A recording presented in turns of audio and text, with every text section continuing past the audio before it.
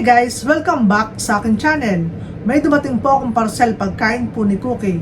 At magluluto naman po ang aking asawa ng ginataang yellow pin na maraming pechay. Yan po ang aming ulam ngayong tanghalian. At ngayon po, samahan niyo po kami. Tayo po ay magbubukas ng parcel.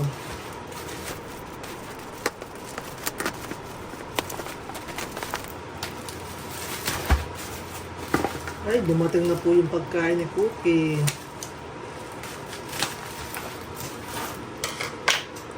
Dumating na ang pagkain ni Cookie.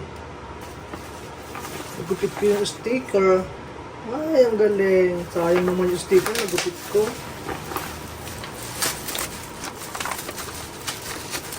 Ay, mayroon pang mga sticker.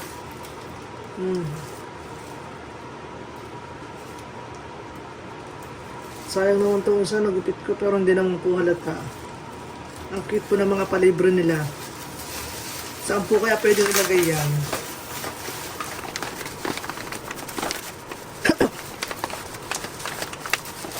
Ayun, dumating na po ang pagkain ni Cookie. Happy na naman si Cookie.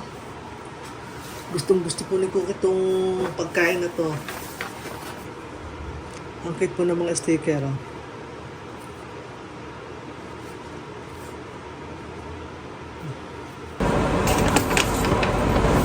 Yan guys. Ito po yung pagkain ni Cookie.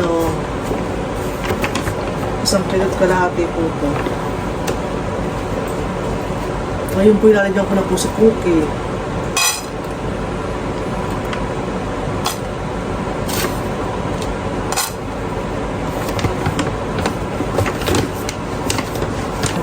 Ang kagandahan po dito, kahit hindi po natin isalin sa lagayan, pagkakuha natin, pwede po natin isil. Tapos po yung pagkain ni Cookie, lalagyan po natin ng isang piraso lang na tani. Hinahaluan ko po yan, gustong gusto niya po yan.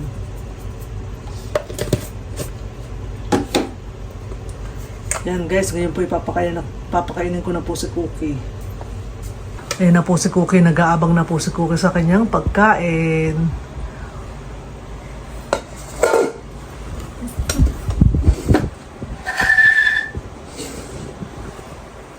Yan po, nakain na po si Cookie.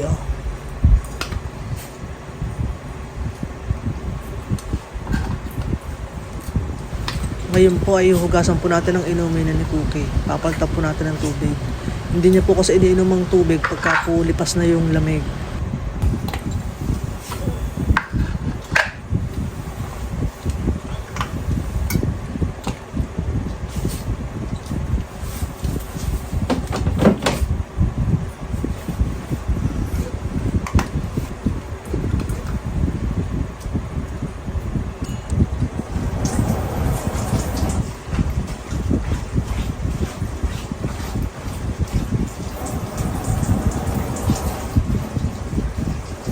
Yan guys, tapos na pong kumain si Cookie.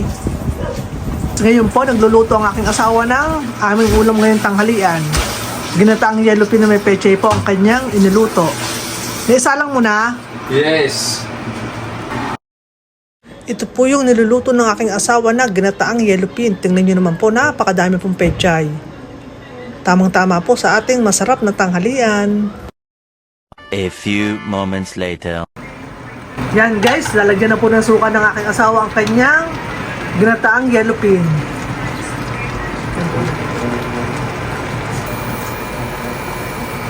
Yan guys, nilalagyan na po ng asin para po matalasan ng ating ginataang yellow pin. Tapos po lalagyan po ng chili flakes para po medyo maanghang. May paminta na yan, Tony.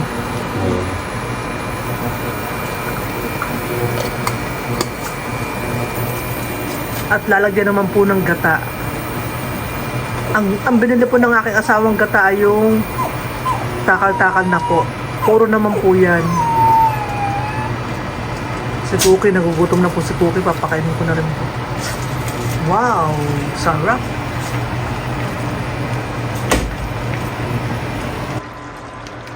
Sarap! Luto na po ang ating ginataang yellow pin. Ready na po kumain ng tanghalian. Ang sarap po, oh. Tikman ko po. Ang sarap. Kain na po.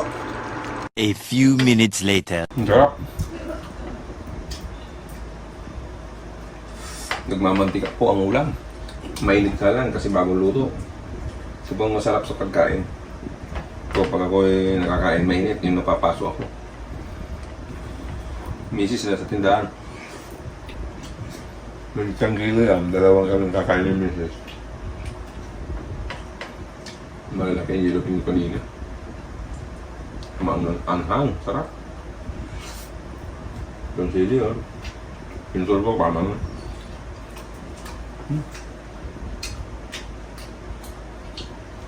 ang siling green ngayon, hindi mangang na. Buti na lang akong powder.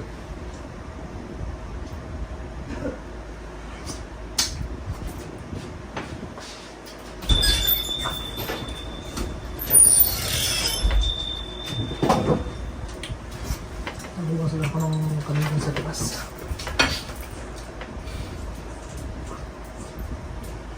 Kain po tayo.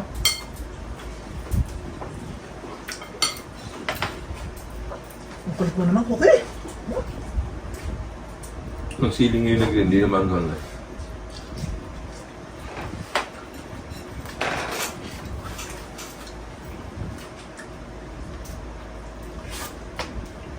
Dami ulam ah.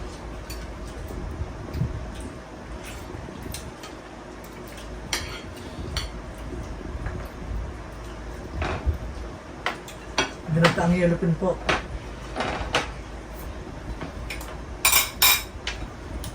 Ito po ang luto ng aking asawa.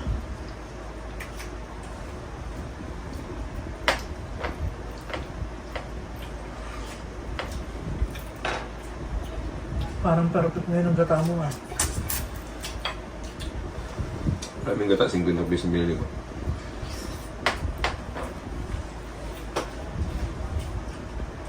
Maganda lang gata, doon sa binibili natin ng pinagilingan natin. Puro ka lang ang gata mo.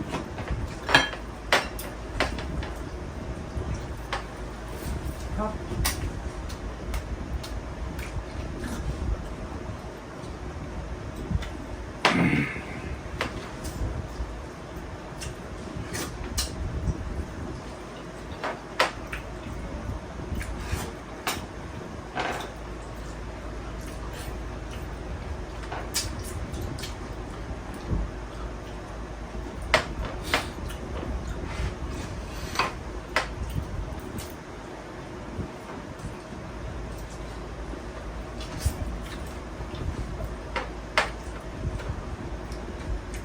Bukas ba sa ano? Tupunta sa ano? Tulog ka dyan. Bukas. Patay mo na ako ka.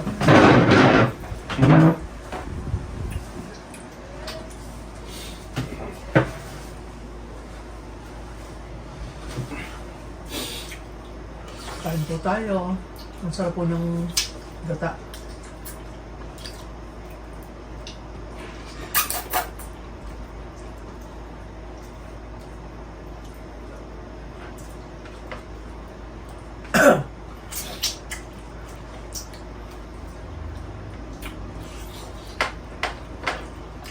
Pero kahit po sobrang sarap ng ulam, hindi po makakain ng kain ng marami masyado.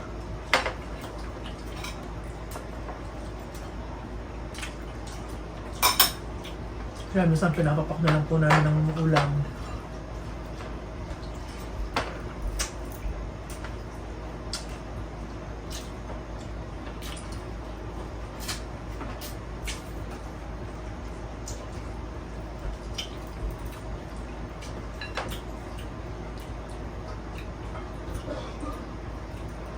Yung mga pamangkin ko naman po dito mag-isda rin po.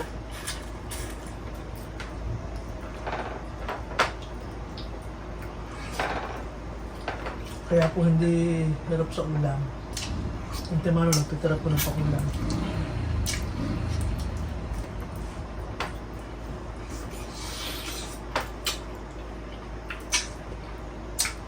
Ang mahirap lang pag mahal ang isda na to nila.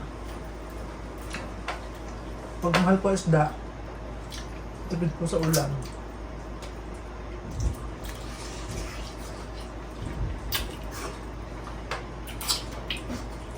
Minsan po may time na wala talagang isda. Walang tinda ang asawa kong mga isda.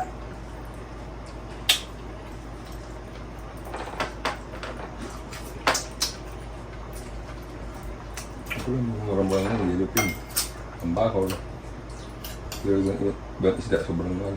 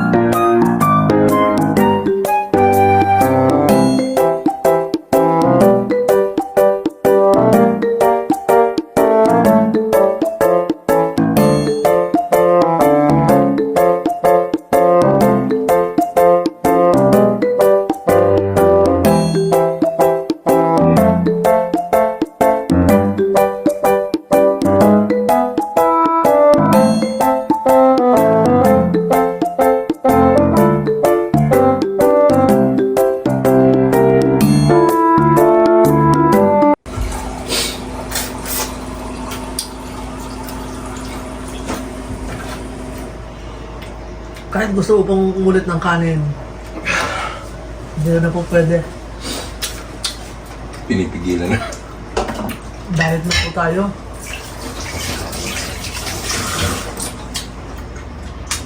Hindi na po palit, palaki na po eh.